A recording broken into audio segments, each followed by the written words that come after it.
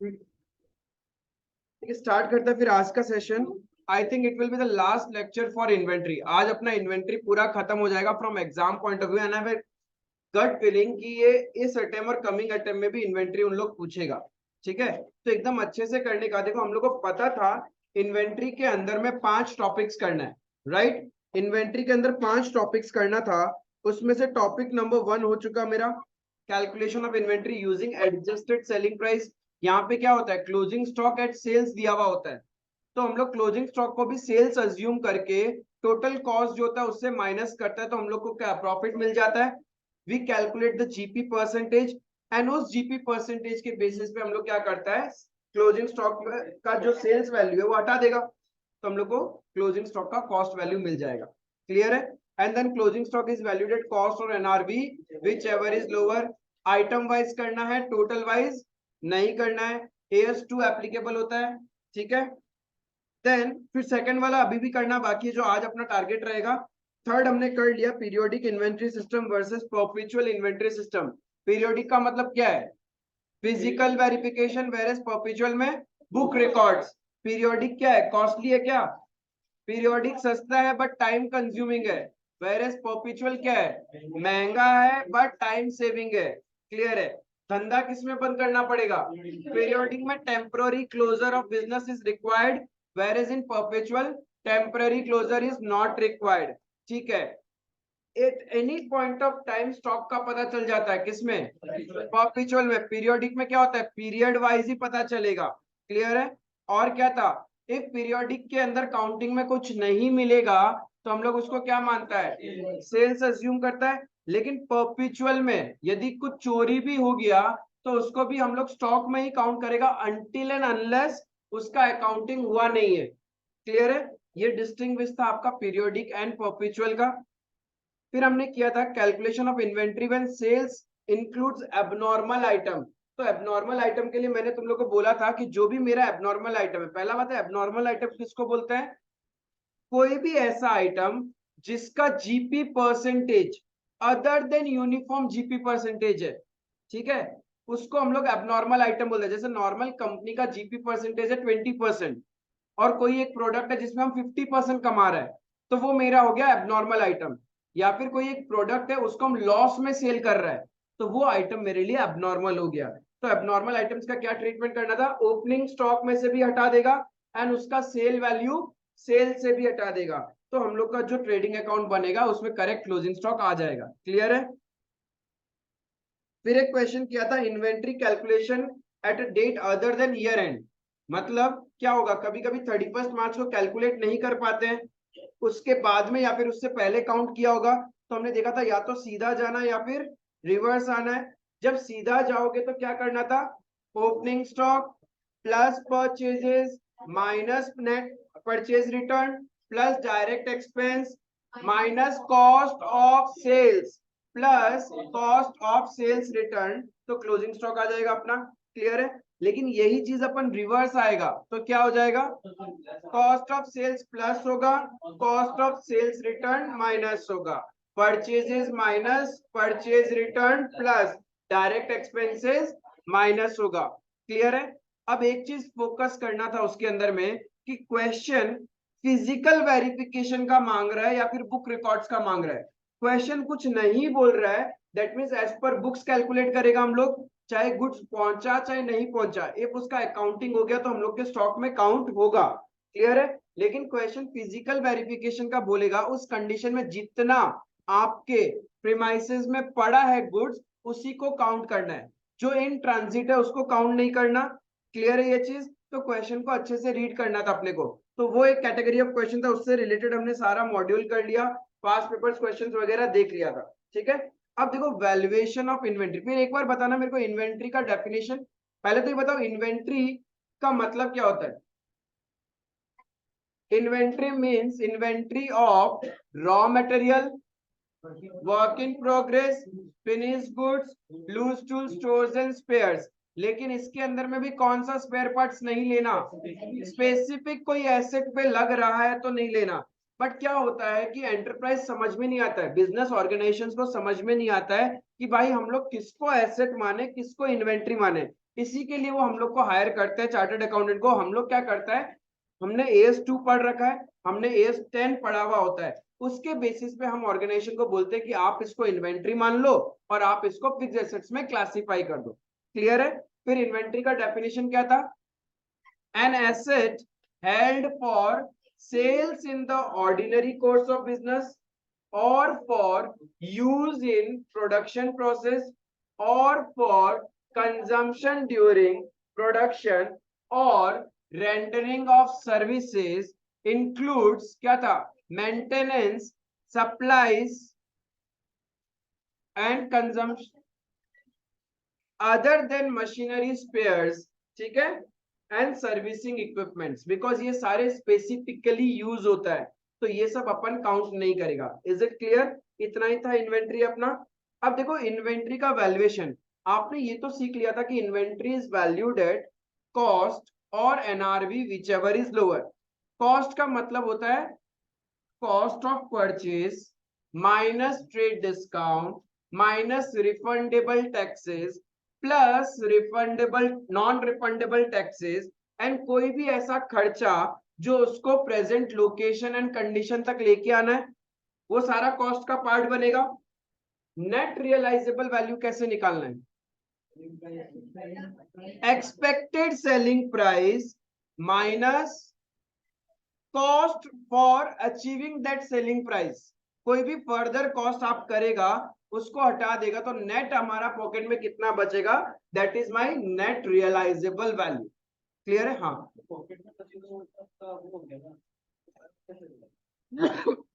मैं तो एनआरवी बोल, नेट रियलाइजेबल वैल्यू।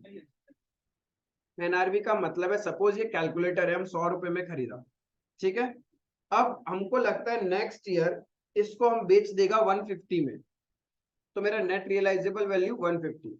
लेकिन 150 में सेल करने के लिए नेक्स्ट ईयर हमको इसका 10 रुपए का पैकेजिंग करवाना पड़ेगा, थोड़ा अच्छा सा डब्बा में बांधेगा, तब जाके ये 150 में सेल होगा। तो एक्चुअल में नेट सेल्स कितना वैल्यू आ रहा है मेरे पास? 140 आ रहा है ना। तुमको लग रहा है कि तुम इसको बेच रहे हो 150 में, लेकिन इसको 150 में बेचने के लिए 10 रुपए का खर्चा भी तो करना पड़ रहा है ना। तो तुम्हारा नेट फायदा कितना? 140 आ रहा है, नेट प्रॉफिट हुआ 40 तुमको। 100 रुपए का सामान था, तुम इसको बेचा 150 में, सपोज अगला साल बेचेगा ऐसा तुमको लगता है, लेकिन 150 में सेल करने के लिए you have to do an extra expense of 10 rupees. तो 150 में सेल किया, पैसा आया, उसमें से 10 रुपए तो कहां चला गया? इसका पैकेजिंग करवाने में। तो तुम्हारा नेट रियलाइजेबल वैल्यू इस एसेट को बेच के नेट तुम्हारे पास में कितना आया, that is net realisable value 140। Clear है? एंड ये सब एस्टिमेशन है। हाँ, AS10 property plant and equipment जो फिक्स एसेट्स को डिफाइन करता है। जब अपन डेप्रिसिएशन वाला टॉपिक टच करेगा ना, उसके अंदर हम उसका रेफरेंस लेगा, ठीक है, क्योंकि ये सब AS जितना भी है वो आपको इंटर लेवल में पढ़ना है, फाउंडेशन में कोई भी AS है नहीं। हाँ, एक जगह एक पेज में तुम लोग को AS का नाम जरूर लिखा हुआ है कि आपके इतना सारा AS है, AS1 है, 2 है, 3 है, 10 है, 11 है, 12 है, 13 है, नाम लिख दिया और उसका नाम भी बता दिया कौन सा क्या है, और कोई ज्ञान नहीं दिया, कोई जरूरत भी नहीं है उसका। अब देखो कॉस्ट ईयर एंड में आप कैसे पता करोगे कि आपके बिजनेस के अंदर में कौन सा क्वांटिटी कितना है और उसका वैल्यू कितना है। क्लियर है? दो चीज होता है वैल्यूएशन की, यदि मैं बात करूं दो चीज होगा, ये ध्यान रखना। एक होगा जस्ट वैल्यू निकालना है। जब आप वैल्यूएशन की बात करते हो ना,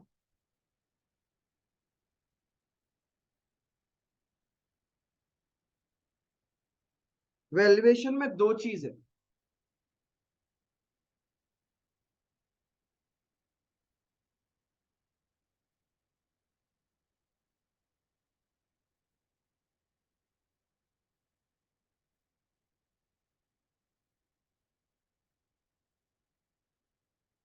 पहला चीज क्या कि डायरेक्ट मुझे पता करना है ईयर एंड में कितना रुपीस का मेरे पास स्टॉक है, दैट्स इट।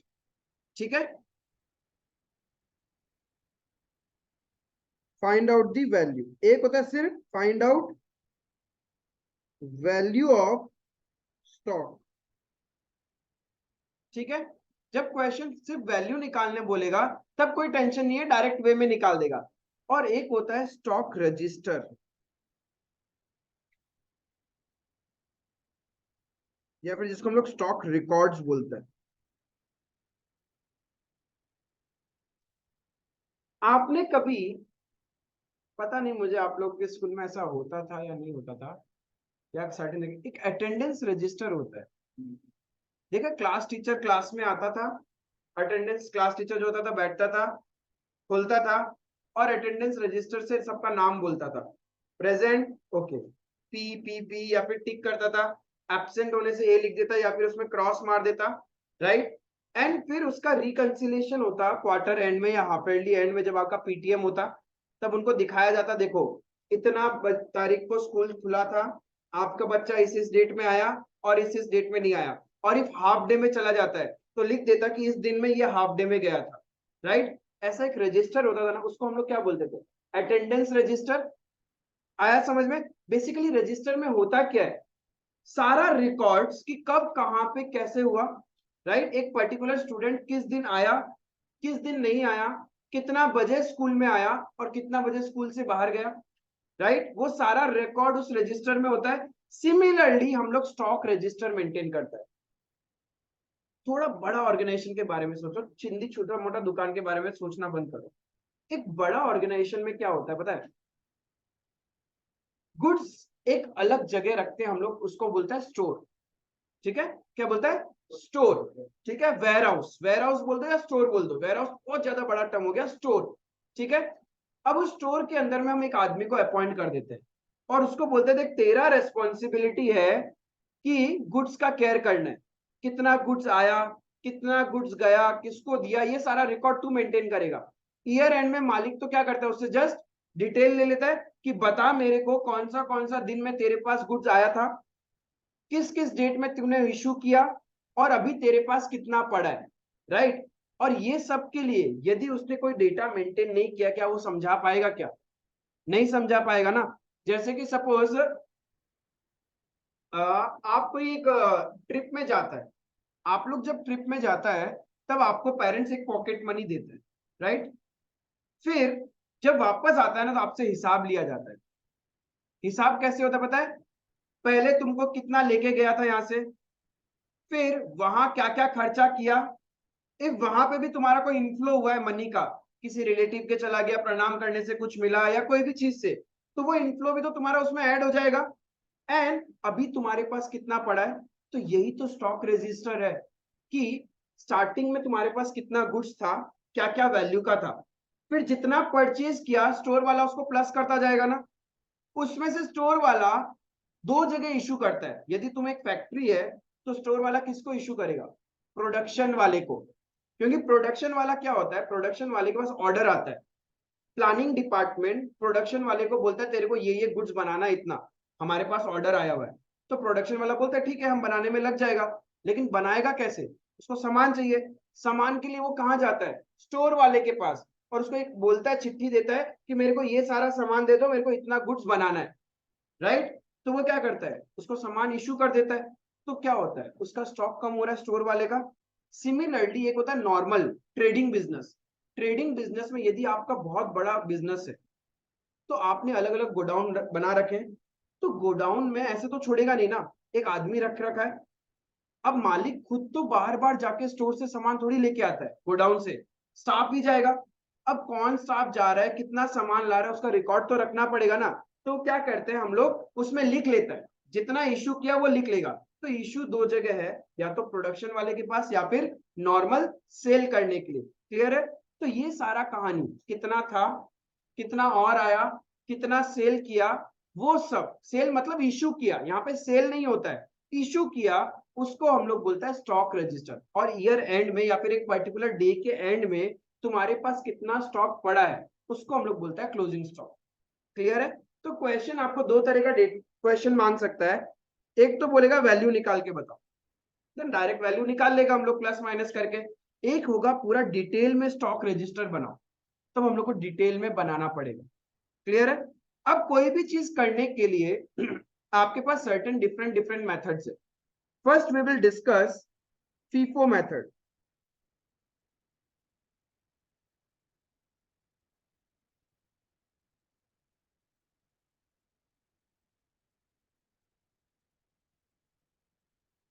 फीफो का मतलब क्या है? First in first out. मतलब अभी भी मैं नहीं समझा। यस, जो आपका बिजनेस प्रीमाइसेस में पहले आया है हम लोग पहले उसी को बेचेगा। क्लियर है? इसका मतलब है फर्स्ट इन फर्स्ट आउट। तो यहां पे एक बात बताओ, ये किस सिनेरियो के लिए सूटेबल है? सोचो, इन्फ्लेशन, मार्केट में इन्फ्लेशन है, उस इन्फ्लेशन के टाइम में first in first out suitable है क्या? पहले तो कितना जन को यही नहीं समझ में आया भैया ये इन्फ्लेशन क्या होता है। प्राइस बढ़ रहा है, महंगाई बढ़ रहा है, ठीक है, हर चीज महंगा होता जा रहा है। तो बताओ इन्फ्लेशन के टाइम में तुम क्या करेगा? सबसे सस्ता जो पहले खरीद रखा होगा उसी को बेच रहा होगा, राइट? तो तुम्हारा जो क्लोजिंग स्टॉक आ रहा होगा वो हाई वैल्यू आ रहा होगा ना, क्योंकि फर्स्ट इन फर्स्ट आउट का मतलब है जो लेटेस्ट परचेज किया है वो तुम्हारा स्टॉक में है, यानी तुम्हारा स्टॉक भी तो इन्फ्लेटेड वैल्यू पे आ रहा है, हाई वैल्यू आइटम्स में आ रहा है। वही तुम्हारा एक और मेथड मिलेगा तुम लोग को, लीपो मेथड। लीपो का मतलब क्या है? Last in first out. ठीक है, यानी रिसेंट, रिसेंट जो परचेज है हम लोग पहले वही बेचेगा ना। इन्फ्लेशन में ज्यादा वो सही है, क्योंकि महंगा वाला प्रोडक्ट ही तो भाई पहले बेचेगा ना, सस्ता वाला क्यों बेचे? नहीं, वो depends upon the nature of the business, कि तुम्हारा पेरिशेबल है। यदि तुम समझ लो दूध दही इसका काम करता है, डेयरी का बिजनेस है, तब तो ऑब्वियसली हम लोग हमेशा क्या फॉलो करेगा? फीफो, पुराना जितना फटाफट सड़का, वरना तो फटाफट खराब हो जाएगा ना। यदि तुम लोग क्या चीज? हाँ हाँ, देखो normally normally enterprises do follow the FIFO only. ठीक है, क्योंकि देखो बिजनेस में हमारे पास जो पहले खरीदा हम लोग तो यही कोशिश करेंगे ना पहले वो बिक जाए, क्योंकि लेटेस्ट परचेज तो लेटेस्ट ट्रेंड के हिसाब से होगा, वो तो कुछ टाइम तक होल्ड कर सकते हैं हम लोग, लेकिन पुराना वाला फैशन तो आउट हो रहा है ना। तो हम लोग यही कोशिश करता है। हाँ, क्लोथ्स के अंदर में चलता लीफो है, क्योंकि जो रेसेंट ट्रेंड होता है वही पहले बिकता है। बट हमारा इंटेंशन ये होता है कि हम लोग फीफो लगा के सेल कर दे। कुछ सर्टेन ऐसी बिजनेस होते हैं, जैसे कि सपोज आप लोग क्या करते हो, कपड़े का ही बिजनेस है बट इट्स नॉन ब्रांडेड कपड़ों का बिजनेस। कैलकाटा एक ऐसा सिटी है जहां पे कपड़ा किलो के भाव पे मिलता है, यूनिट्स के भाव में नहीं, किलो, इन केजीज आप कपड़ा खरीद सकते हैं। And it's a mix up of बना बनाया, नहीं बना बनाया भी, टी शर्ट जीन्स ये सब किलो के भाव में मिलता है, लोट का माल। ठीक है, तो वहां पे कोई ब्रांडिंग नहीं है, वहां तुमको कोई भी ब्रांड का कपड़ा मिल सकता है उस किलो के भाव में। तो उसको जब तुम अपने ऑर्गेनाइजेशन में सेल करता है ना, तो तुम एक एवरेज प्राइस निकाल देता है। उसमें कोई भी ब्रांड हो सकता है, लेवाइस भी हो सकता है, नॉन लेवाइस भी हो सकता है, उमा भी हो सकता है, प्यूमा भी हो सकता है, आडिडास भी हो सकता है, कुछ भी हो सकता है। ठीक है, तुम क्या करता है, सारा प्रोडक्ट जितने में खरीदा उसका एक एवरेज प्राइस निकालता है एंड बेचता रहता है। जैसे तुमने देखा होगा लटकिया में 100 में 100 में 100 में, अब कोई भी साइज हो या फिर कोई भी क्वालिटी हो वो 100 रुपए में बेच रहा है ना, मतलब उसने क्या किया, सारा प्रोडक्ट का एवरेजिंग कर दिया। उस टाइप का बिजनेस के लिए हम लोग का काम आएगा एवरेज मेथड। ठीक है, उन लोग एवरेज मेथड से करते हैं। स्ट्रीट वेंडर्स वगैरह उन लोग अलग अलग चीज का अलग अलग रेट नहीं रखता, सब एक जैसा ही रेट है। जैसे तुम दिल्ली शॉपिंग करने जाएगा ना, शायद टी शर्ट में तो अलग अलग लोगोज है, बट रेट सबका एक जैसा ही है, 100 रुपए 200 रुपए, 100 रुपए 200 रुपए, खरीदना है खरीद लो। तो उनका किसी में प्रॉफिट ज्यादा हो रहा है, किसी में प्रॉफिट कम हो रहा है। Now that's the average method. जैसे कि सपोज आप लोगों को घर से भेजा शॉपिंग करने के लिए, बहुत दिन हो गया, मम्मी पापा को लगा कि नहीं ये कपड़ा तुम्हारे पास भेज दिया, उन गलत आदमी को भेज दिया, तुम लोग को इतना फ्रीडम दे दिया, तुम लोग को ये भी पता है घर जाके हिसाब भी देना है। क्या किया, मॉल में घुसा, मॉल में घुस के तुमने एक जींस लिया, वो डिस्काउंट था 50% में। ठीक है, तुम्हारा जींस आ गया तुम्हारे पास 1000 रुपए में, एक जींस आ गया। फिर और एक देखा, जींस पसंद आ गया, वो जींस था 3000 का, कोई डिस्काउंट नहीं उसमें। ठीक है, फिर और एक तुम लोग शर्ट देखा, पसंद आ गया, लेकिन उस शर्ट में सिर्फ 20% का ही ऑफ था, तो 20% ऑफ लेके तुम्हारा वो पड़ा 1500 रुपए का। ठीक है, फिर तुमने एक टी शर्ट लिया, नॉर्मल प्लेन टी शर्ट, कुछ नहीं है, ठीक है, बस उसमें एक लिखा हुआ है गैस, GAS, गैस, और कुछ नहीं है, ठीक है।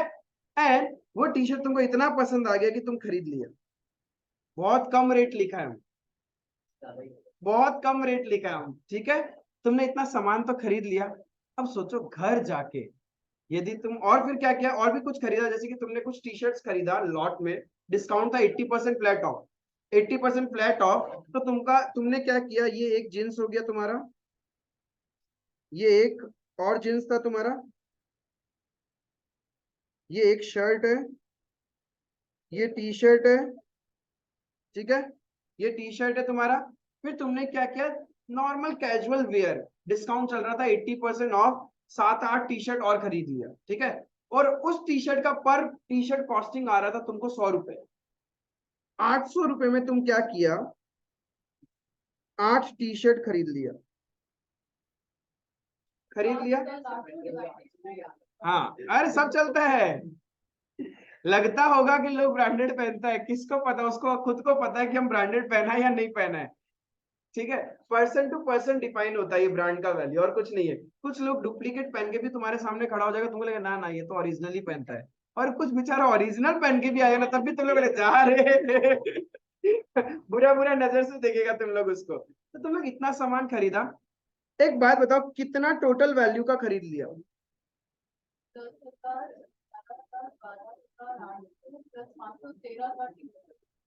13,300 रुपए में खरीद लिया, ठीक है।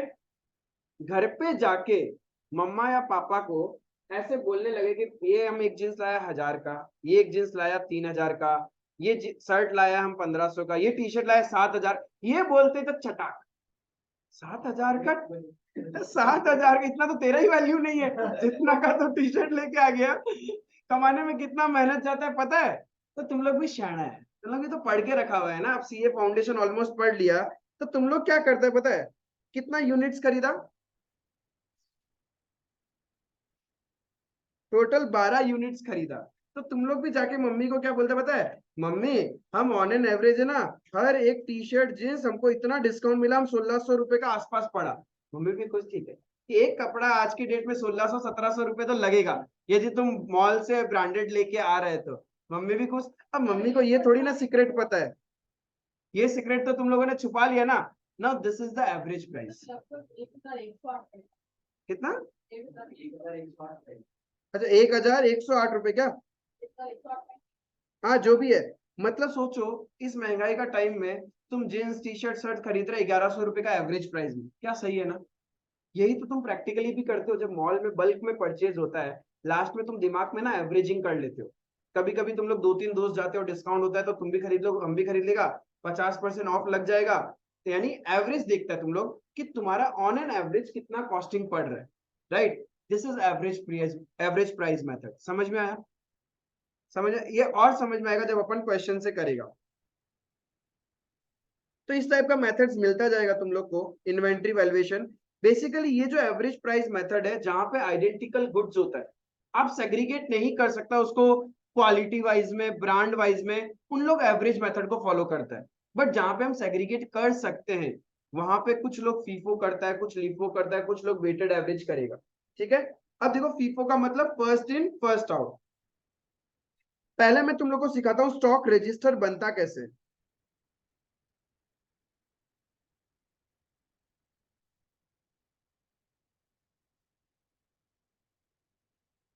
सबसे पहले आपको देखना पड़ता है कि आपका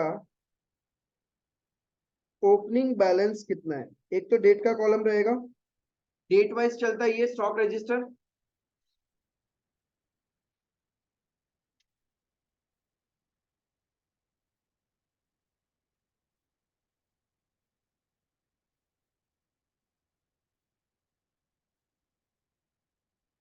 अब इस ओपनिंग बैलेंस में 3 चीज रहेगा, कि कितना क्वांटिटी है, कौन सा क्वालिटी का, उसका रेट क्या है, एंड उसका वैल्यू क्या है।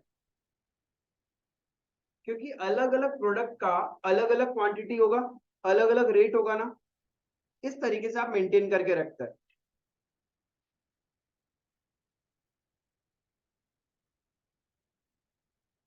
परचेज परचेज किया होगा तो क्या होगा, ऐड हो जाएगा। कितना क्वांटिटी आपने परचेज किया, उसका रेट पर क्वांटिटी क्या है एंड वैल्यू क्या है। क्लियर है?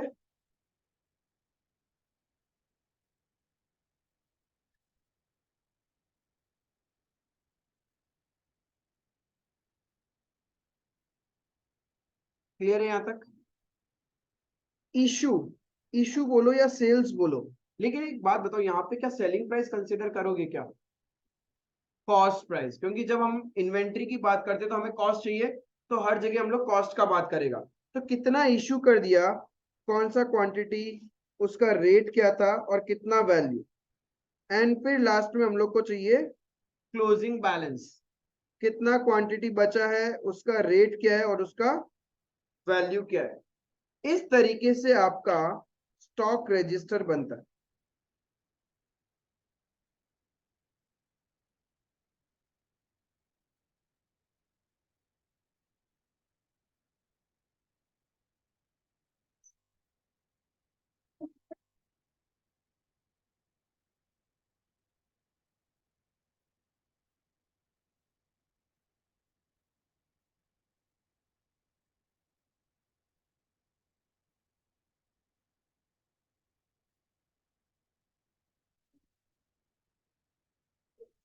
क्लियर है ये चीज?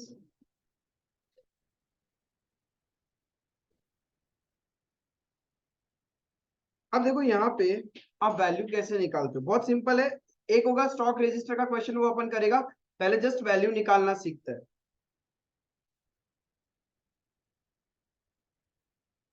जैसे कि देखो ये क्वेश्चन है, इलस्ट्रेशन नंबर 2। एक मैन्युफैक्चरर है has the following record of purchase of a condenser which he uses while manufacturing radio। ये सारा उसका परचेज है, दिसंबर 4, दिसंबर 10, 11, 19, 28, इतना इतना यूनिट्स वो परचेज किया और हर एक यूनिट का वैल्यू बता दिया क्वेश्चन ने। क्लियर है? क्वेश्चन बोलता है during the month of December, during the month of दिसंबर उसने कितना यूनिट्स इश्यू कर दिया, 1600 यूनिट इश्यू किया है। उसका टोटल परचेज कितना है, 2600 यूनिट। इशू कितना किया वो, 1600 यूनिट। तो उसके पास कितना स्टॉक बच गया होगा, 1000 यूनिट्स। उसका वैल्यू निकालना है, तो बताओ कौन सा 1000 यूनिट्स और कितना वैल्यू। लास्ट का दो, जब आप फीफो फॉलो करते हो तो फर्स्ट इन फर्स्ट आउट यही होगा। तो जब आपने 1600 यूनिट्स इशू किया तो पहले कौन सा किया होगा, ये वाला, उसके बाद ये वाला, और उसके बाद ये वाला। इन तीनों को मिला के 1600 हो गया। यानी ये दोनों तो अभी भी तुम्हारे स्टॉक में ही है, फर्स्ट इन फर्स्ट आउट का मतलब। तो तुमको कोई भी पूछे वैल्यू ऑफ क्लोजिंग स्टॉक तो कैसे निकालेगा, 200 इंटू 60 प्लस 800 इंटू 47। सर कितना,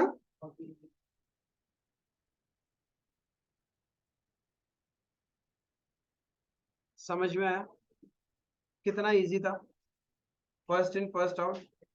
इसी क्वेश्चन को, क्लियर है ये, फर्स्ट इन फर्स्ट आउट से कैसे निकालता है। therefore value of stock is 200 into 60, 800 into 47, 49, 600। यही क्वेश्चन आपका लीफो मेथड से होता तो क्या होता। लीफो का मतलब क्या है, लास्ट इन फर्स्ट आउट, यानी जो लेटेस्ट खरीदा होगा वो सबसे पहले इश्यू करते हैं हम लोग। तो बताओ लीफो मेथड में आपने क्या किया होगा, टोटल 1600 इश्यू करना है, पहले ये इश्यू किया। ठीक है, क्योंकि देखो यहाँ पे क्वेश्चन में ना डेट्स दिया हुआ नहीं है। 1600 units were issued during the month of December till 18th of December. अब यहाँ पे देखो,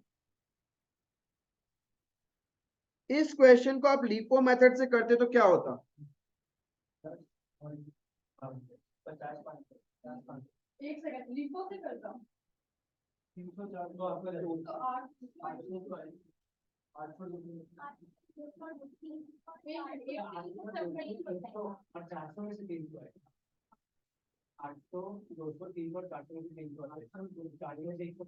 पहला चीज ये देखो, क्वेश्चन को अच्छे से पढ़ना चाहिए। 18 दिसंबर तक इशू है, तो यानी तुम्हारे बिजनेस में क्या हुआ होगा, 4 तारीख को स्टोर में ये आ गया, 4 तारीख को तुम्हारा स्टोर में ये माल आ गया, 10 तारीख को ये आ गया, 11 तारीख को ये आ गया, और 18 तारीख तक तुम 1600 इशू कर चुका। तो मैंने तो यही इशू किया होगा ना, लास्ट इन फर्स्ट आउट। 18 के बाद में जो भी मेरे बिजनेस में आया, क्या हमने इशू किया है क्या, तो वही तो मेरा क्लोजिंग स्टॉक होगा। समझ में आया? ये था एकदम बेसिक क्वेश्चन, ठीक है। फीफो और लिफो के अंदर क्या होता है, फर्स्ट इन फर्स्ट आउट, और लिफो में क्या होगा, लास्ट इन फर्स्ट आउट। और क्वेश्चन एग्जांपल देखता है, उससे और क्लैरिटी आएगा, डेट्स जहां पे होगा वहां मजा आएगा। अब देखो यहाँ पे इलस्ट्रेशन 2 और 3 को कंबाइन कर देगा। ये क्या लिखा है इन्होंने, रिकॉर्ड ऑफ इशू। मैं इधर साइड में परचेज डाल देता हूं। इलस्ट्रेशन 2 में परचेजेस दिया हुआ था ना, क्या क्या था, दिसंबर 4 को 900 @50, ठीक है। फिर दिसंबर 10 400 @55, 300 @55, 19 तारीख 200 @60, देन 28 तारीख को 800 @47। क्लियर है? सब कोई सेल्फ करेगा, ठीक है, सेल्फ करेगा। पहले तो मेरे को डायरेक्ट नॉर्मली निकालो, क्लोजिंग स्टॉक फीफो से एंड क्लोजिंग स्टॉक लिफो से। सेल्फ ट्राई करो, निकाल के रखो, फिर मैं पूछूंगा। इतना दिमाग लगाने का ही नहीं था जितना लगाया तुम लोग डेट वाइज। पहला बात तो ये, क्योंकि ये पूरा पूरा ये दिसंबर मंथ का ट्रांजैक्शन है, ठीक है। पूरा दिसंबर महीना में आपका परचेज कितना है, टोटल 2600 यूनिट्स का परचेज है आपका, ठीक है। नाउ पूरा महीना में आप लोगों ने इशू किया 1600 यूनिट्स, तो आपके स्टॉक में कितना बच गया होगा, 1000 units. If you are following FIFO, इसका मतलब फर्स्ट इन फर्स्ट आउट हुआ है, तो एकदम लेटेस्ट परचेज वाला ही तो तुम्हारे स्टॉक में होगा। तो 200 इंटू 60, 800 इंटू 47, कितना, लीफो के अंदर क्या हुआ होगा, हमने लेटेस्ट वाला सबसे पहले इशू किया होगा, तो हमारे पास जो 1000 यूनिट्स बचा होगा एकदम पुराना वाला बचा होगा, स्टार्टिंग में जो था 900 इंटू 50 प्लस 100 इंटू 55,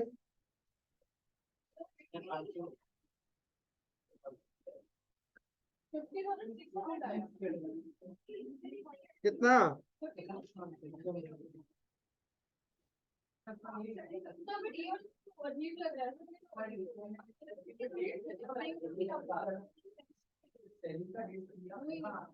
क्या चीज, सेलिंग का डेट से तो फिर स्टॉक रजिस्टर है। अब तुमको टोटल पूछे, सुनो सुनो, हाँ सुनो मेरी बात सुनो, यही चीज तुम लोग स्टॉक रजिस्टर बनाता, ठीक है। किसी को कंफ्यूजन हो रहा है, स्टॉक रजिस्टर समझ लो, हम लोग इसका स्टॉक रजिस्टर बनाता तो कैसे बनता। मैं पहले स्टॉक रजिस्टर बना रहा हूं फॉलोइंग फीफो मेथड।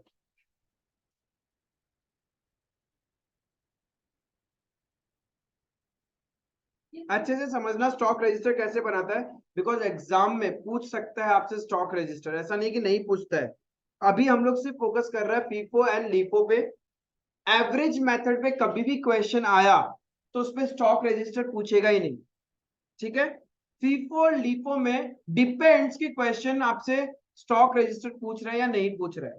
क्लियर है, डिपेंड्स अपॉन द मार्क्स। अब यहाँ पे हमारे पास में ओपनिंग डेट कौन सा होगा, 4 तारीख से 4 दिसंबर 2000 कुछ है क्या,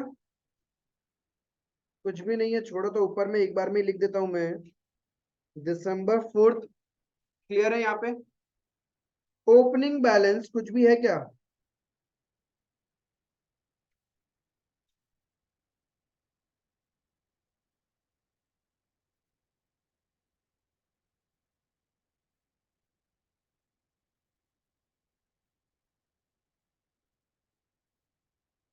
purchases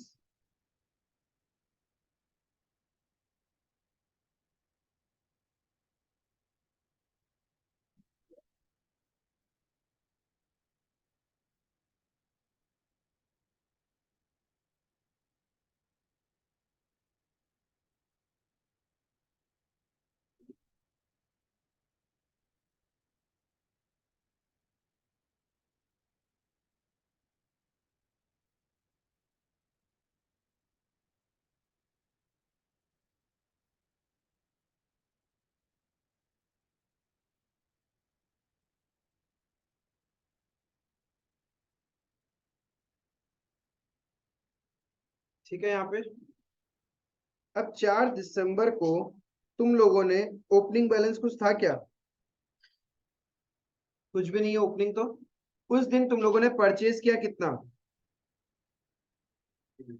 900 units at the rate 50, तो वैल्यू 45,000। क्या 4 तारीख को आपने कुछ भी किया और, तो आपका क्लोजिंग बैलेंस उतना ही रह जाएगा। पहले स्टेप में कोई डाउट। फिर नेक्स्ट ट्रांजेक्शन कब हुआ है, चाहिए तो अपन बार बार अगेन एंड अगेन लाइन भी टान सकता है, अलग अलग कर देगा। 5 तारीख, 5 तारीख को ओपनिंग बैलेंस आपके पास था 900 यूनिट्स, 50 रुपीज वाला, 45,000, राइट। स्टॉक रजिस्टर बना रहे अपन फीफो से। कुछ परचेज है क्या 5 तारीख को, लेकिन इशू है 500 यूनिट्स 50 रुपीज से 25,000 का इशू कर दिया, तो क्लोजिंग बचा कितना होगा,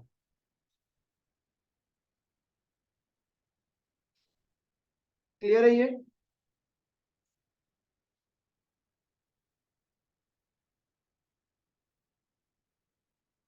ये क्लियर है stock register. Then next transaction कब हो रहा है,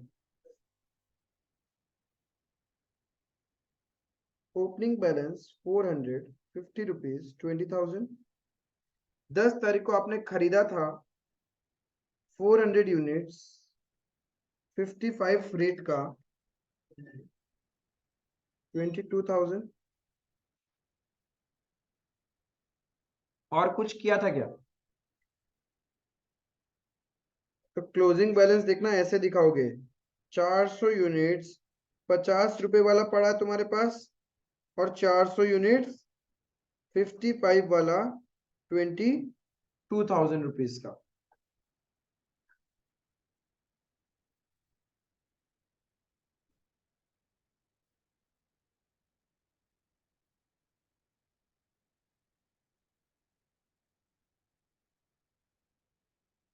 कोई डाउट। सिंपल है, स्टॉक रजिस्टर बनाना कुछ नहीं, प्लस माइनस करते जाना है। नेक्स्ट ट्रांजेक्शन,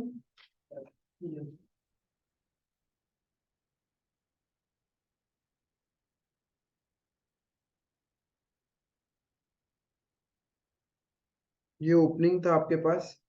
11 तारीख को और खरीदा कितना, 55 रुपीज के रेट का, 16,500। बट क्या कुछ इशू किया?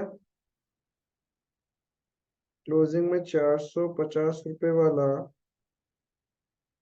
455 का रेट एंड 355 का रेट कर सकता था, बट हो सकता है ना अलग कंपनी का प्रोडक्ट हो। दोनों का रेट पर यूनिट सेम है लेकिन कंपनी अलग हो सकता है।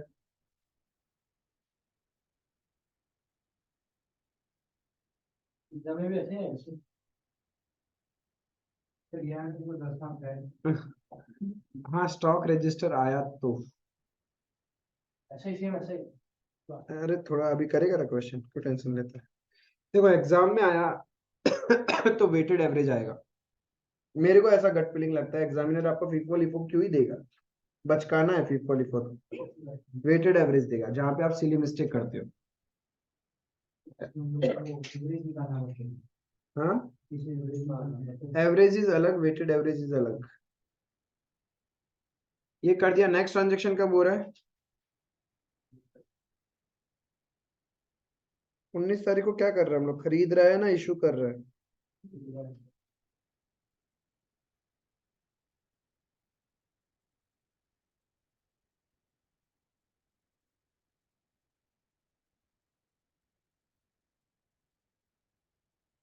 कितना परचेज कर रहा है? @60।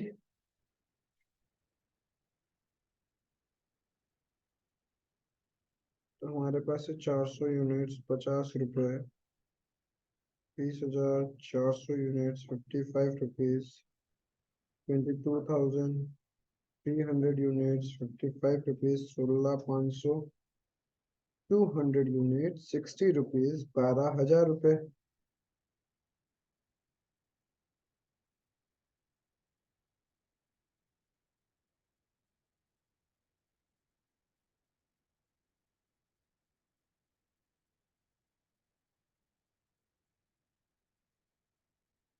नेक्स्ट ट्रांजेक्शन कब हुआ है?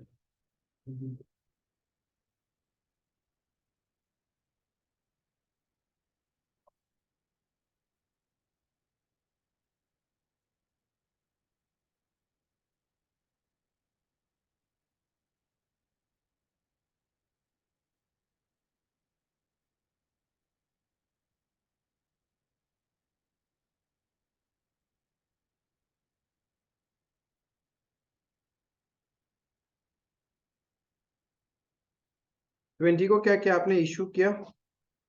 600 यूनिट्स, परचेज कुछ है नहीं, 600 यूनिट्स। फीफो है तो पहले कौन सा इशू किया? 400 यूनिट्स, 50 रुपए वाला, and then 200 units, 55। First in first out होगा ना, तो जो पुराना वाला था वही इशू किया होगा।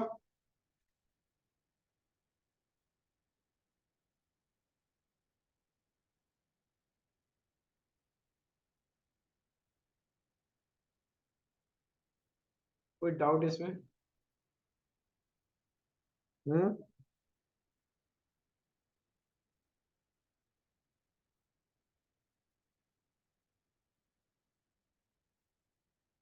तो हमारे पास क्लोजिंग स्टॉक में क्या रह गया? 200 यूनिट्स, 55 रुपए वाला,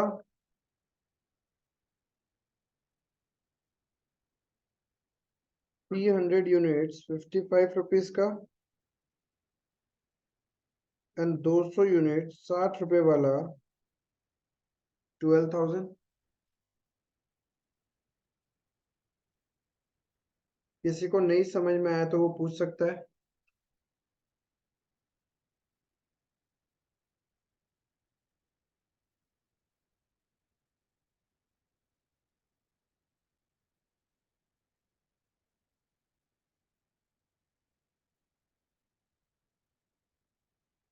नेक्स्ट ट्रांजेक्शन कब है?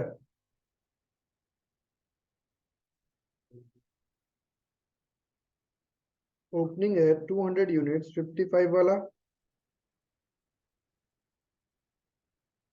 355 वाला, 260 वाला, सर आप 400 ले लिया सर। क्या चीज 400 ले लिया सर इसमें भी। किसमें? 50 वाला सर। 50 वाला तो क्लोजिंग है ना सर। 20 को तो ओपनिंग है तुम्हारा। वो उसमें 20 को opening है। तो वो तो सेल कर दिया ना। इशू हो गया वो तो मेरा। 400 यूनिट फीफो है ना, 50 वाला 50 वाला तो इशू कर दिया मैंने। और फिर 200 हाँ। फीफो कर रहे हैं ना अपन तो। ये ऊपर 400 आ गया, नीचे का 200 आ गया। हाँ 200 तक के 300। हाँ। सर ये लोग 28 को क्या क्या परचेज किया हमने? 800 units at the rate 37,600।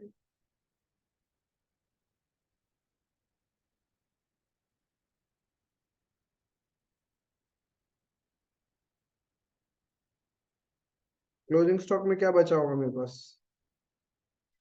200 units 55 वाला, 300 यूनिट्स 55 वाला। इस तरीके से store keeper store register maintain करता है।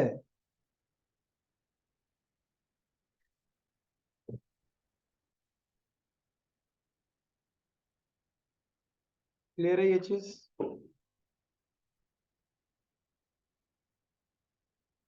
यहां तक किसी को डाउट?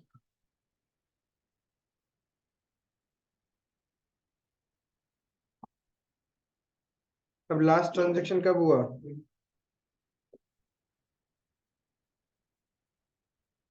29।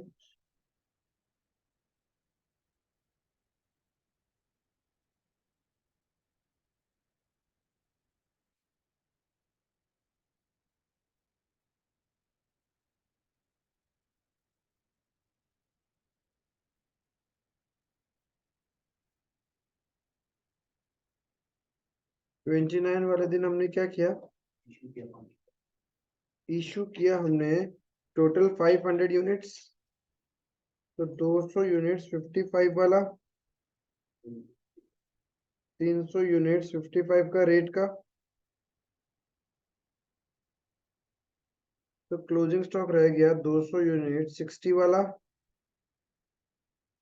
एंड 800 यूनिट्स 47 वाला। तो तुम्हारा टोटल क्लोजिंग स्टॉक रह गया वैल्यू ऑफ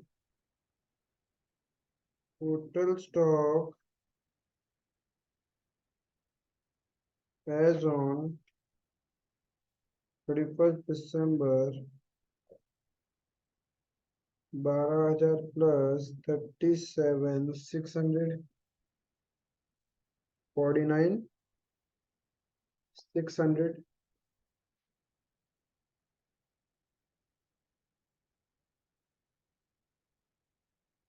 किसी का भी डाउट है तो वो मेरे से पूछ सकता है।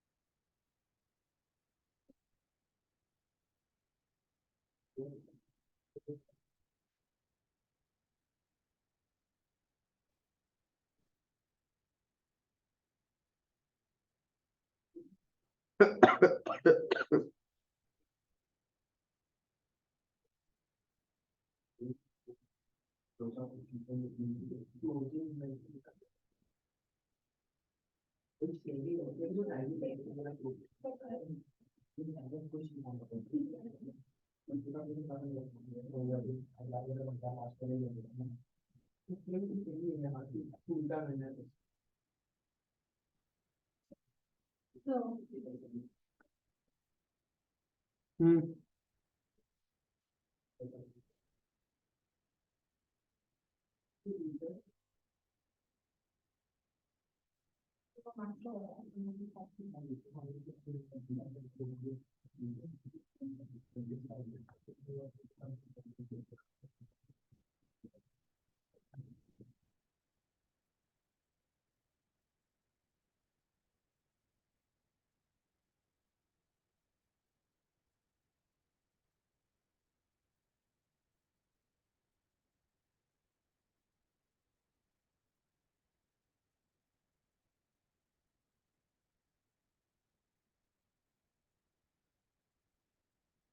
दोनों को ऐड करके ठीक है,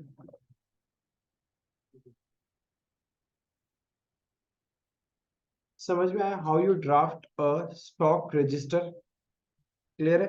same question you will be solving it by LIFO method. FIFO से मैंने सिखाया, अब आप लोग इसी चीज को लीफो मेथड से सॉल्व करके दिखाएगा मेरे को। स्टार्ट हो जाओ।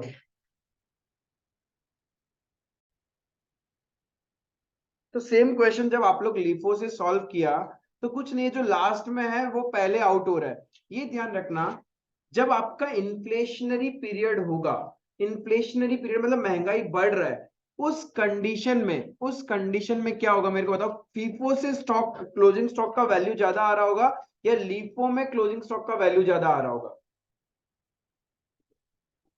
फीफो में क्लोजिंग स्टॉक का वैल्यू ज्यादा आ रहा होगा, बिकॉज फीफो में तो क्या होता है, फर्स्ट इन फर्स्ट आउट होता है। तो जो एकदम महंगा है वो तो लेटेस्ट खरीदा होगा, वो तो तुम्हारा स्टॉक में ही है ना, तो तुम्हारा क्लोजिंग स्टॉक का वैल्यू ज्यादा आता है in inflationary condition under FIFO. But यदि इन्फ्लेशनरी कंडीशन है, प्राइस बढ़ रहा है, उस कंडीशन में लीफो के अंदर में जो तुम्हारा क्लोजिंग स्टॉक का वैल्यू है वो कम आ रहा होगा। क्यों? क्योंकि उसमें सबसे आपके स्टॉक में कौन सा वाला माल पड़ा होगा? पुराना वाला एकदम। लेटेस्ट वाला तो हमने क्या किया होगा, महंगा खरीदा और महंगा बेच दिया। Is it clear? ये ध्यान रखना इन्फ्लेशनरी पीरियड का। इन्फ्लेशनरी पीरियड में cost of goods lying at stock, FIFO के अंदर में क्या होगा, हाई वैल्यू, लीफो के अंदर में लो वैल्यू। क्लियर है? तो फीफो और लीफो एकदम नॉर्मल है, नेचुरल है, कुछ नहीं है। स्टॉक रजिस्टर्ड आया, सिंप्लीफाइड वे में बना देना। फिर हमने थोड़ी देर पहले एक एग्जांपल लिया था जींस टी शर्ट वो सब का, तो वहां पे आपने एक एवरेज प्राइस निकाला था 1100 समथिंग करके, ऐसा ही कुछ। ठीक है, तो वो एवरेज प्राइस निकाला कैसे था? टोटल वैल्यू जितना खरीदा divided by total number of units. ठीक है, अब देखो average price, basically average price मतलब प्राइसिंग का एवरेज कर रहे हो। यहां पे इफ मैं इलस्ट्रेशन नंबर 3 की बात करूं और यहां पे मुझे वैल्यू ऑफ स्टॉक निकालना है बाय एवरेज प्राइस मेथड, तो आपको सबसे पहले एवरेज प्राइस कैलकुलेट करना पड़ेगा। देखो एवरेज प्राइस बहुत ही सिंपल है, इसको हम लोग बोलते हैं simple average price. Because average price method में दो कंसेप्ट है, एक है सिंपल एवरेज प्राइस और एक है weighted average price. Simple average मतलब सिंपली एवरेज करना है। सपोज 3 नंबर है, उसका एवरेज करना है, तो क्या करता है तुम लोग, तीनों को प्लस करके डिवाइडेड बाय 3, इसी को बोलते हैं अपन सिंपल एवरेज। यदि 5 नंबर है, पांचों को प्लस करोगे डिवाइडेड बाय 5, तो हो गया सिंपल एवरेज। तो सिंपल एवरेज मेथड में यहां पे हमारे पास सबसे पहले चाहिए एवरेज प्राइस। प्राइस प्राइस बोले तो यही तो होता है, यही तो अलग अलग प्रोडक्ट का अलग अलग प्राइस है। डिपेंड, कोई बात नहीं, 2 बार ले लो, 2 बार ही होगा ना, 2 अलग अलग क्वालिटी है। तो अब यहाँ पे देखो एवरेज प्राइस निकालेगा तो कैसे निकालेगा तुम लोग, 50 plus 55 plus 55 plus 60 plus 47 divided by 5, 53.4, ये एवरेज प्राइस है। तो क्लोजिंग स्टॉक का वैल्यू कैसे निकलेगा? टोटल 2600 यूनिट्स परचेज किया, 1600 इशू किया, तो क्लोजिंग स्टॉक कितना है, 1000 units, rate 53.4। That's the simplest way. ये होता है आपका सिंपल एवरेज मेथड। समझ में आया? सिंपल एवरेज में क्या करना है, डिफरेंट डिफरेंट जो अलग अलग प्राइजेस है उन सबको एक जैसा ही बना दो। जैसे लॉट में होता है ना, रस्ते का माल सस्ते में 100 में 100 में 100 में, उसमें सारा माल 100 का थोड़ी ना होता है। अरे कोई महंगा भी होगा, कोई सस्ता भी होगा ना, उन लोगों ने क्या किया, एवरेजिंग कर दिया। सारा डिफरेंट डिफरेंट प्राइस को टोटल करके divided by number of prices, जितना टाइप का गुड्स था तुम्हारे पास में, तो तुमको मिल जाता है एवरेज प्राइस। कोई दिक्कत किसी को एवरेज प्राइस मेथड? एकदम सिंप्लीफाइड था, लॉक कर दें। यही बोला था देखो, यदि आप लोग ऊपर वाले क्वेश्चन को सिंपल एवरेज से सॉल्व करता तो ऐसे ही करते हम लोग। 50 प्लस 55, सारा प्राइजेस को ऐड किया, जितना था डिवाइडेड बाय 5, तो एवरेज प्राइस आ गया। तो क्लोजिंग स्टॉक कैसे निकला? जितना ईयर एंड में तुम्हारे पास स्टॉक था मल्टीप्लाई बाय एवरेज प्राइस, तो तुम्हारे पास क्या आ गया? सिंपल एवरेज मेथड से ये आ गया। तो सिंपल एवरेज मेथड का कभी भी क्वेश्चन आया तो वहां कभी स्टॉक रजिस्टर का जरूरत ही नहीं होगा, स्टॉक रजिस्टर का जरूरत ही नहीं है। Is it clear? FIFO LIFO में आपसे स्टॉक रजिस्टर मांग सकता है, ये क्लियर है? द ओनली मेथड जो थोड़ा लॉजिकल है और जो maximum of the business organisation use करता है, that is weighted average price method. ठीक है, weighted average price method.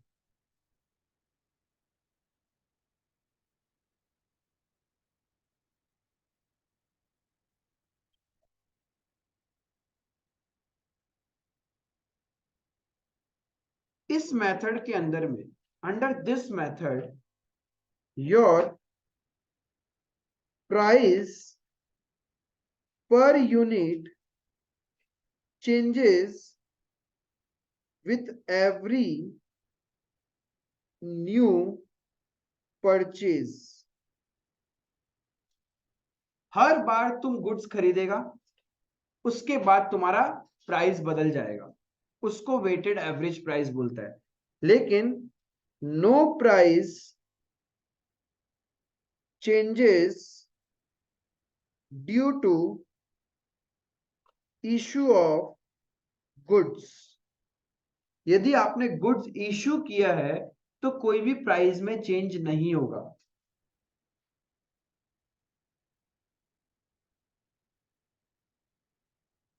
Weighted average price कैसे निकालते हैं हम लोग?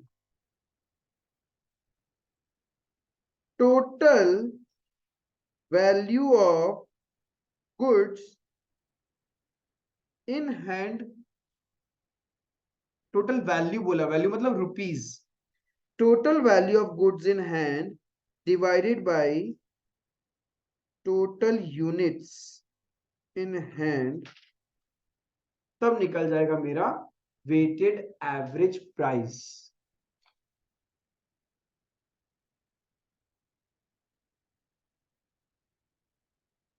और यदि इस कंसेप्ट पे क्वेश्चन इंस्टीट्यूट चाहे कि तुम लोग को स्टॉक रजिस्टर बनाना है, तो मेरा गट फीलिंग बोलता है कि आपको वेटेड एवरेज प्राइस ही पूछेगा। हाँ, बहुत ही इजी पेपर सेट कर दिया तो वो फीफो लिफो पूछ लेगा, अदरवाइज वो वेटेड एवरेज प्राइस ही पूछेगा आपसे। हाँ, नहीं, स्टॉक रजिस्टर बनेगा। एंड ध्यान रखना, वेटेड एवरेज प्राइस में we will prepare every time stock register. Under this method, we will always prepare, गंदा से लिखा है, स्टॉक रजिस्टर हमेशा बनाएगा, हमेशा हमेशा और हमेशा बनाएगा।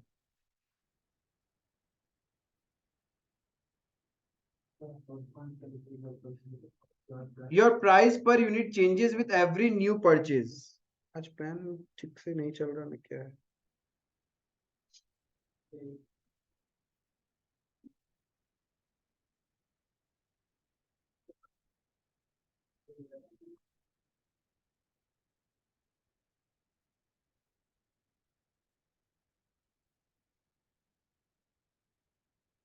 क्लियर है? क्या बोला मैंने? वेटेड एवरेज प्राइस में क्या होगा?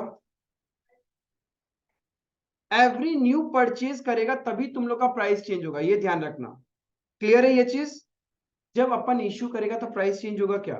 नहीं, इश्यू हमेशा जो प्रीवियस प्राइस है उस पर इश्यू होता रहेगा। क्लियर है? इलस्ट्रेशन नंबर 12 देखना। सिंपलेस्ट ऑफ द क्वेश्चंस है, वेटेड एवरेज अभी सीख लेते हैं हम लोग, आराम से हो जाएगा।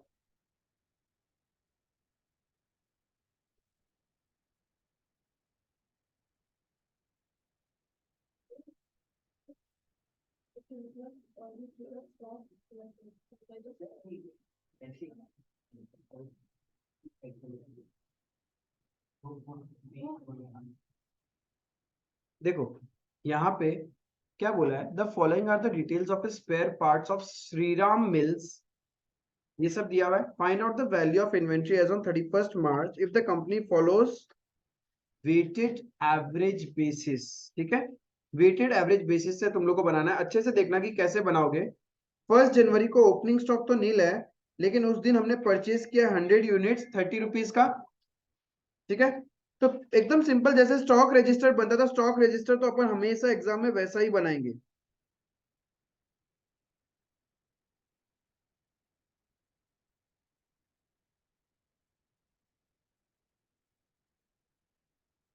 रिसिप्ट लिखो या परचेज लिखो, बात एक ही है।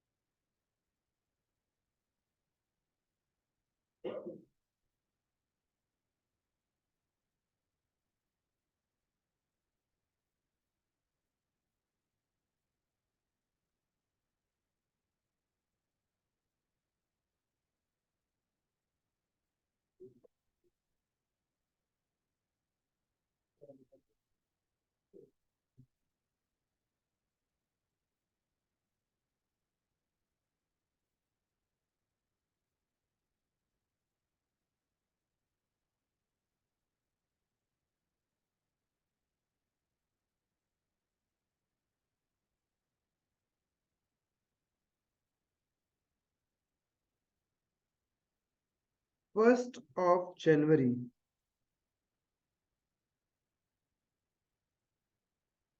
ईयर है 2020,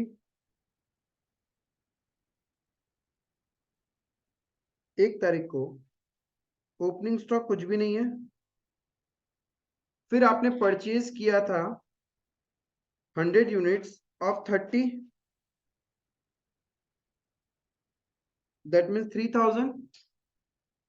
इशू कुछ भी किया है क्या? तो क्लोजिंग में प्राइस कैसे निकालता है? टोटल जितना रुपीस का मेरे पास है डिवाइड बाय टोटल यूनिट्स, तो यहां पे तो सेम ही रहेगा।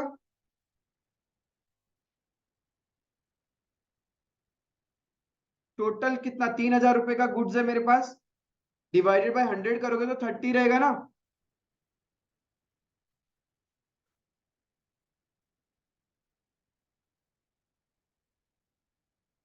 नेक्स्ट ट्रांजैक्शन, नेक्स्ट ट्रांजैक्शन कब हुआ है? 15 जनवरी को हमने इशू कर दिया फॉर कंजम्पशन 50 यूनिट्स, ओपनिंग था 100, 30 रुपए का रेट, 3000, रिसिप्ट कुछ भी नहीं है, 50 यूनिट्स इशू कर दिया आपने, तो कितने में इशू करेगा? 30 रुपीज। तो क्लोजिंग कितना बच जाएगा? 50 यूनिट्स, रेट सेम रहेगा, इशू करने से रेट नहीं चेंज होगा।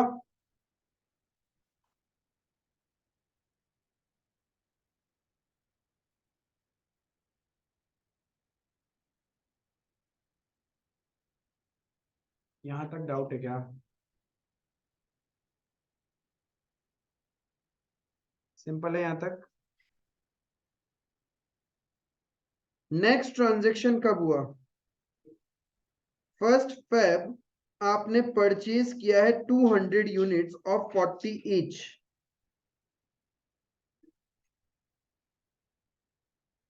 फेब्रुवरी 1 तारीख ओपनिंग स्टॉक था 50, 30 रुपीज, 1500।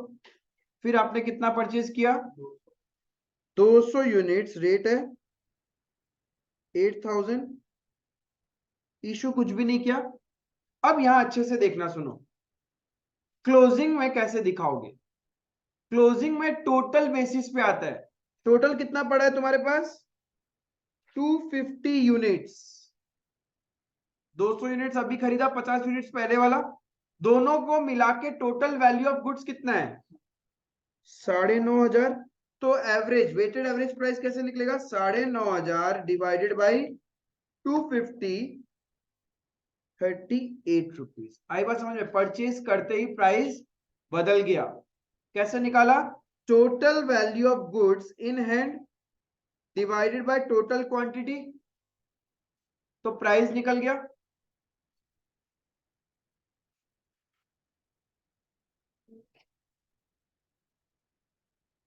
नेक्स्ट ट्रांजैक्शन कब है? 15 फेब। क्या किया आपने?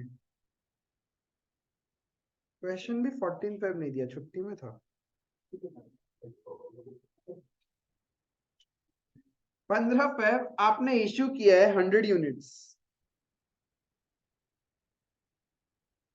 तो आपके पास 250 यूनिट्स है, 38 9,500 का इशू कर दिया हमने। कितना?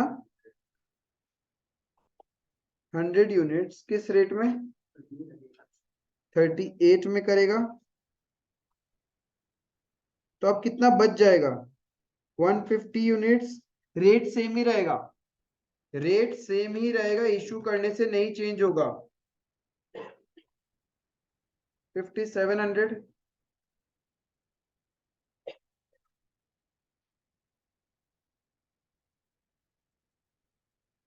20th फेब को फिर क्या किया?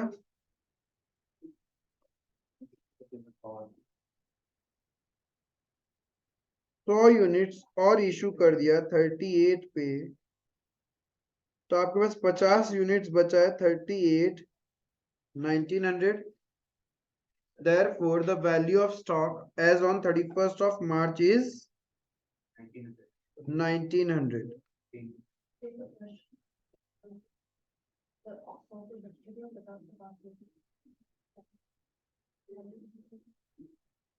Therefore, value of inventory as on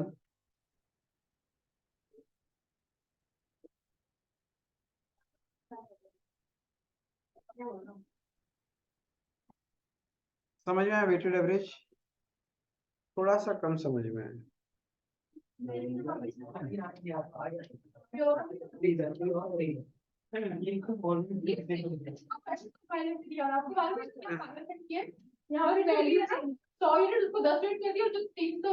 तो इंस्टीट्यूट तो बेचारा बोलता ही है कि आप हमारा स्टडी मेट पढ़ के आओ, वो थोड़ी ना बोलता डिफरेंट डिफरेंट ऑथर्स का बुक पढ़ के आओ।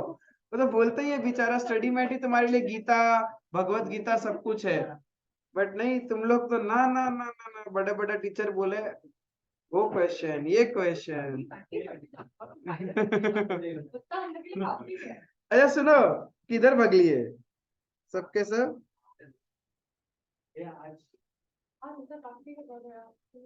इस क्वेश्चन में ही मजा नहीं है।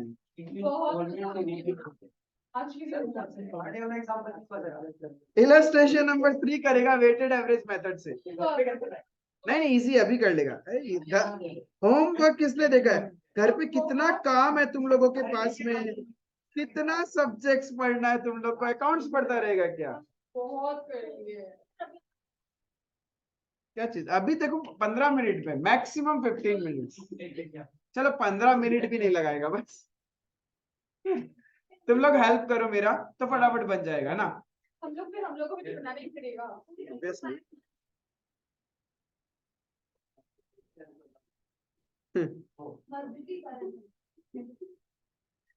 इलस्ट्रेशन नंबर 3 को हम लोग सॉल्व करेगा बाय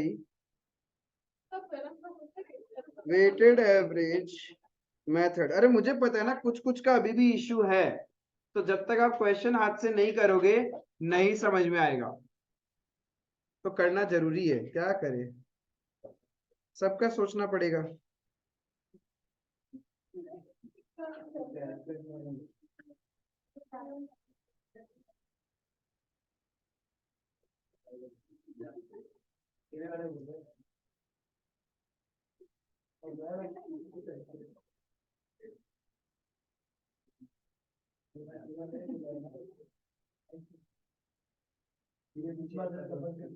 ओपनिंग बैलेंस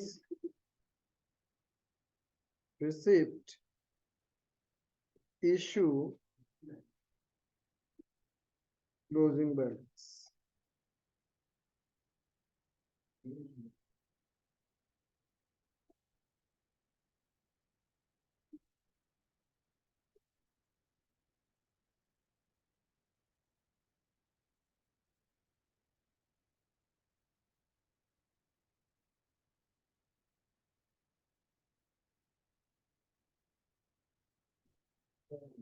पहला ट्रांजैक्शन है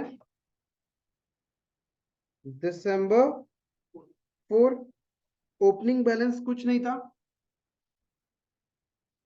हमने परचेज किया था कितना 900 यूनिट्स एट द रेट 50,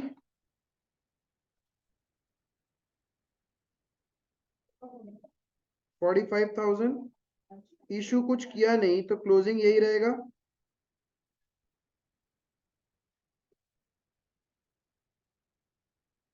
सब कोई बराबर हो मेरे साथ?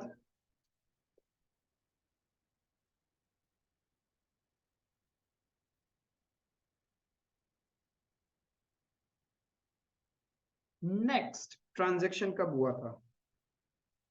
5 दिसंबर आपने क्या किया?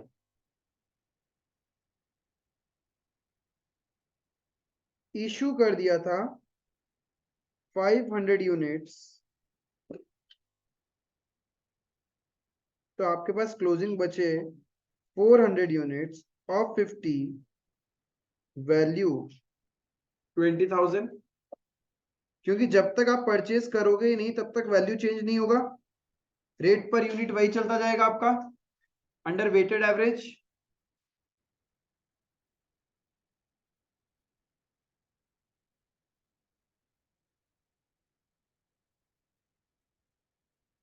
नेक्स्ट ट्रांजैक्शन कब हुआ है? 10 दिसंबर को आपने 400 यूनिट परचेज किया है एट द रेट 55,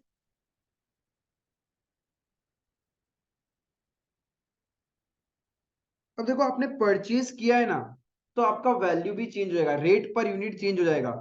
यूनिट्स कितना हो जाएगा टोटल? 800, वैल्यू वाइज 42,000, तो डिवाइडेड बाय 800, रेट हो गया 52.5। समझ में आया? जब जब नया परचेज करोगे तो ईयर एंड में क्या करोगे, टोटल कितना वैल्यू ऑफ गुड्स है divided by total number of units, तब आपको प्राइस पर यूनिट मिल जाएगा।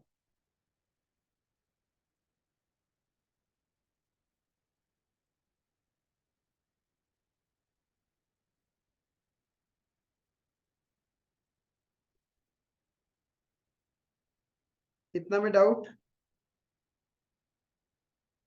तो नेक्स्ट ट्रांजैक्शन कब हुआ है? 11 तारीख 300 यूनिट्स परचेज किया हमने एट द रेट 55,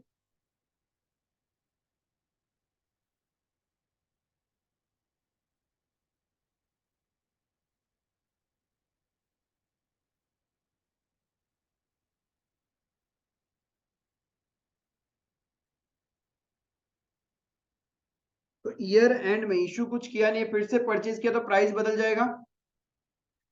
1100 यूनिट्स हो चुका होगा तुम्हारे पास में, और वैल्यू वाइज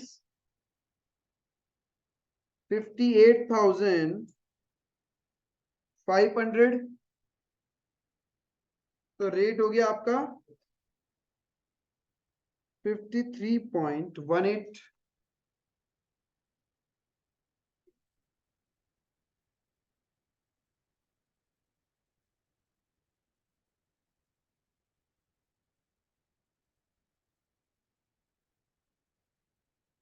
यहां तक समझ में आया?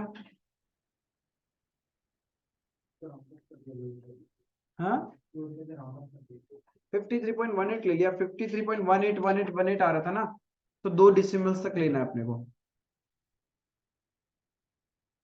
नेक्स्ट ट्रांजैक्शन कब है? 19 को फिर 200 यूनिट्स परचेज किया 60 का रेट में,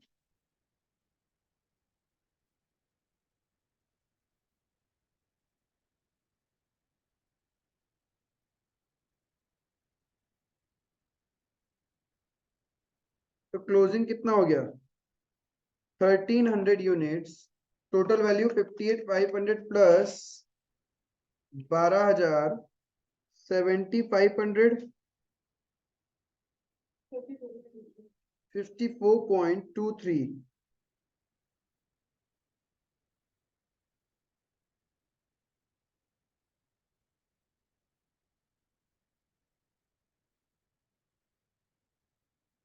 कोई फील तो यही है 54.23। थोड़ा सा अप्रोक्सीमेशन आ जाएगा, लास्ट में हम लोग को करना पड़ जाएगा। हाँ ऑप्शन नहीं है, क्योंकि अब देखो 19 तारीख तक तो ये 20 तारीख को आपने क्या किया 600 यूनिट्स इशू किया।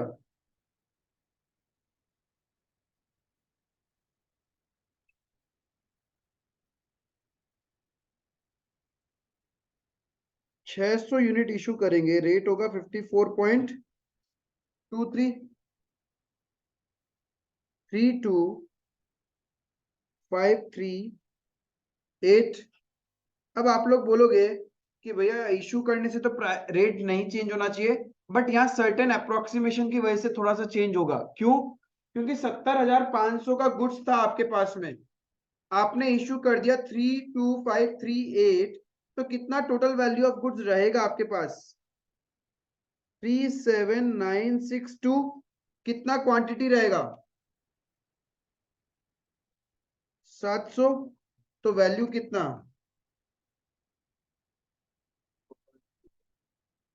54.23 डेसिमल्स में चेंजेस आता जाएगा। ठीक है, वो कोई दिक्कत नहीं है, वो वही कहानी चलेगी, बिकॉज इशू होने से आपका रेट वही रहेगा। हाँ अप्रोक्सीमेशन करना पड़े तो कर देना, कोई प्रॉब्लम नहीं है एग्जाम में।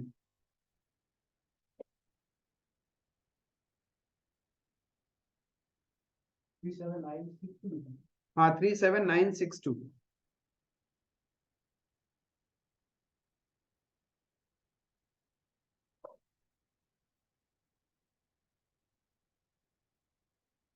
नेक्स्ट ट्रांजेक्शन क्या हुआ है,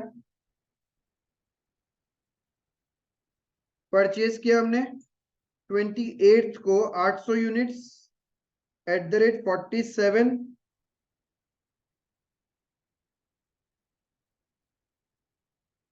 पहले से था 700 of weighted average price 54.23, value 37962।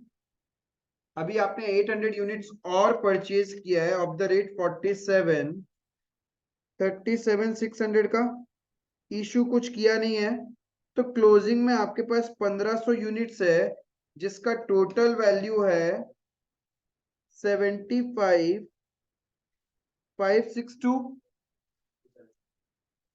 50.37।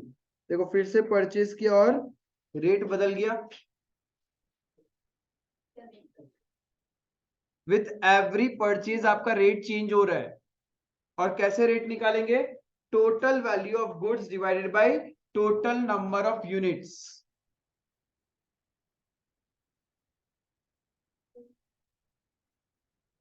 Twenty 29 को आपने क्या किया,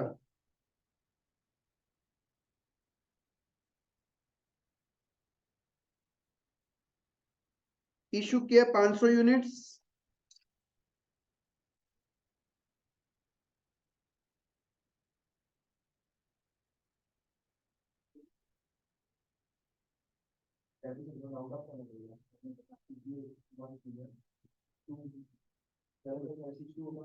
क्लियर है? 50377 उसको माइनस कर दीजिए, because the value of it yes minus 50377 value wise. हाँ ये अप्रोक्स लिख देना इधर ब्रैकेट में, नीचे अप्रोक्स 1000 यूनिट्स बचा होगा, तो आपका प्राइस क्या हो गया 50.37 ही है अभी भी। आप ऐसे करिएगा, मतलब अगर सेल हुआ है तो आप ऐसे कर दीजिए।